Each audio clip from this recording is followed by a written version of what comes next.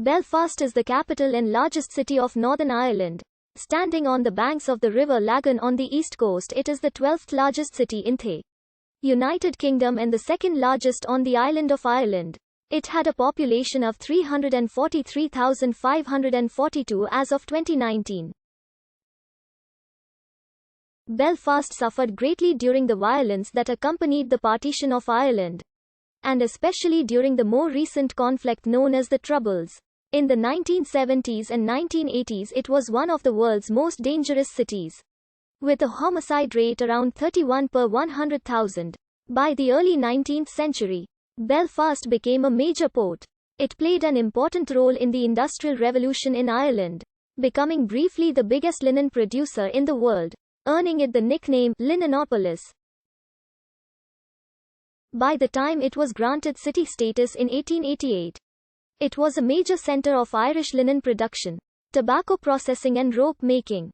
Shipbuilding was also a key industry. The Harland and Wolff shipyard, which built the RMS Titanic, was the world's largest shipyard. Belfast as of 2019 has a major aerospace and missiles industry. Industrialization, and the inward migration it brought, made Belfast Northern Ireland's biggest city. Following the partition of Ireland in 1922, Belfast became the seat of government for Northern Ireland. Belfast's status as a global industrial centre ended in the decades after the Second World War. Belfast is still a port with commercial and industrial docks, including the Harland and Wolff shipyard, dominating the Belfast Lough shoreline. It is served by two airports. George Best Belfast City Airport, 3 miles, listed Belfast as a Gamma Plus Global City in 2020. The name Belfast derives from the Irish Beal Feirst, later spelt Beal Feirster. The word Beal means mouth or river mouth, while Feirster is the genitive singular of Feirsaid and refers to a sandbar or tidal ford across a river's mouth. The name therefore translates literally as of two rivers.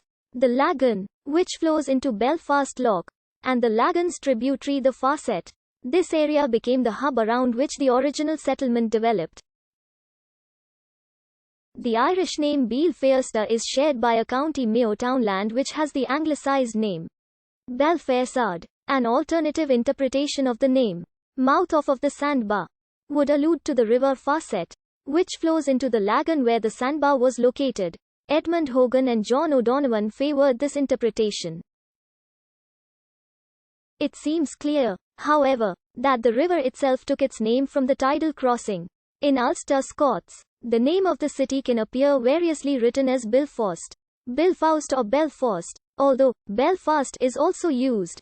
The county borough of Belfast was created when it was granted city status by Queen Victoria in 1888. And the city continues to straddle County Antrim and County Down. The site of Belfast has been occupied since the Bronze Age. The Giant's Ring, a 5,000-year-old henge, is located near the city, and the remains of Iron Age hill forts can still be seen in the surrounding hills. Belfast remained a small settlement of little importance during the Middle Ages. John the Chaucer built a castle on what is now Castle Street in the city centre in the 12th century. But this was on a lesser scale and not as strategically important as Carrickfergus Castle to the north, which was built by the Chaucer in 1177. The O'Neill clan had a presence in the area. In the 14th century, Cloenaudha Bidhe, descendants of Aodh Bidhe O'Neill, built Grey Castle at Castlereagh, now in the east of the city.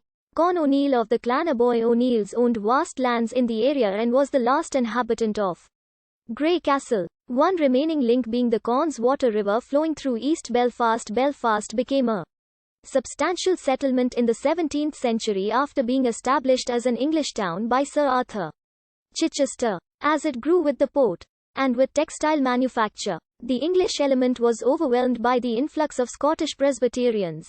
As dissenters, from the established Church of Ireland Communion, the Presbyterians were conscious of sharing, if only in part, the disabilities of Ireland's largely dispossessed Roman Catholic majority. When, in the American War of Independence, Belfast Lough was raided by the privateer John Paul Jones, the townspeople assembled their own volunteer militia, This emboldened a spirit of radical disaffection.